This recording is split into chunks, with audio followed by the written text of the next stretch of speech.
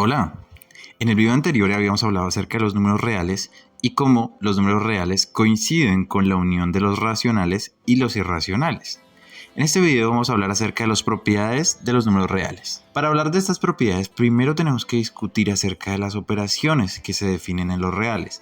Las operaciones básicas definidas en los reales, dados dos números reales, son la suma y el producto. El producto se denota bien como un punto o como una X, la suma con una cruz. A ver, la suma. ¿Cómo podríamos visualizar la suma? Supongamos que quisiéramos calcular 2 más 5. Bueno, será muy fácil porque es algo conocido, pero una forma de verlo es así.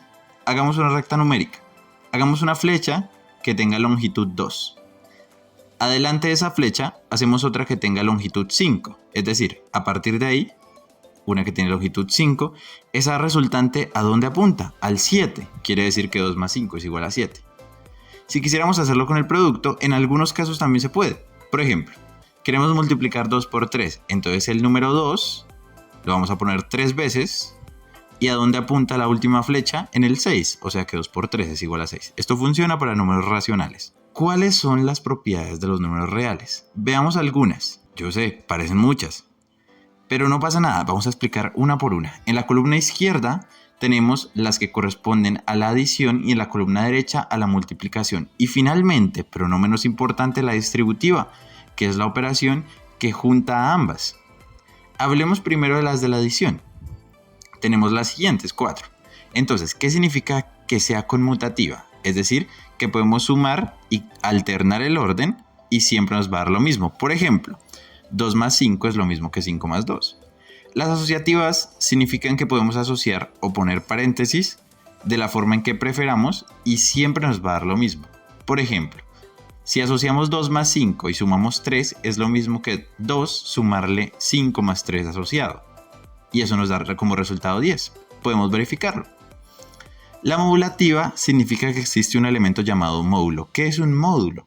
Es un elemento tal que al sumarle otro cualquiera siempre nos va a dar el mismo. En este caso es el conocido 0. Y finalmente el inverso es un elemento al que al sumarle otro nos dé 0. Por ejemplo, si tenemos 50 y le sumamos el inverso de 50 menos 50 nos da 0. Para la multiplicación son similares. La conmutatividad significa lo mismo, que podemos multiplicar en cualquier orden y nos da el mismo resultado. Por ejemplo, 5 por 2 es lo mismo que 2 por 5. La asociatividad nuevamente, que si asociamos 2 y 5 y lo multiplicamos por 3 es lo mismo que al 2 multiplicarlo por 5 por 3 asociado. En ambos casos nos da 30. La modulativa, nuevamente, que existe un elemento llamado módulo, pero en este caso no es el 0, sino es el 1, claro, porque cualquier número multiplicado por 1 nos da el mismo número. En el inverso, esto es importante, solo hay un inverso en la multiplicación si ese número es diferente de 0. Recuerden que no podemos dividir entre 0. Entonces, si ese elemento es diferente de 0, significa que al multiplicarlo por su inverso siempre me tiene que dar 1. Es como multiplicar y dividir entre la misma cantidad, siempre nos tiene que dar el 1. Por ejemplo, 50 por 1 sobre 50 siempre nos va a dar 1. Ahora veamos la propiedad que fusiona a la suma y a la multiplicación. Si tenemos la siguiente, A por B más C, podemos hacer lo siguiente. Multiplicamos A por B y multiplicamos A por C y lo sumamos.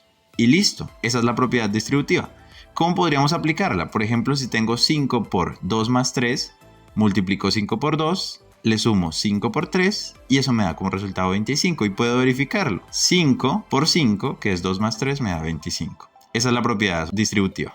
Ahora, ¿qué pasa con la resta y la división? ¿En dónde quedan esas operaciones tan importantes? Bueno, no pasa nada, porque si ya tenemos la suma y multiplicación, vienen de gratis la resta y la división. Por ejemplo, la resta yo la puedo definir como una suma, pero una suma especial. Si yo quiero restarle B a A, al B le cambio el signo, o sea que la resta es A más el inverso de B. Por ejemplo, 5 menos 2 es lo mismo que al 5 sumarle el inverso de 2 y eso me da como resultado 3. Del mismo modo, si yo quiero dividir A por B, que es lo mismo que A sobre B, yo puedo hacer lo siguiente, que a A le multiplico el inverso de B siempre y cuando ese inverso exista. Recuerda que no podemos dividir entre 0. Por ejemplo, 6 sobre 3 es lo mismo que 6 por el inverso de 3, que es 1 sobre 3. Y eso me da resultado 2. Y una pregunta aún más importante, ¿para qué sirven estas propiedades?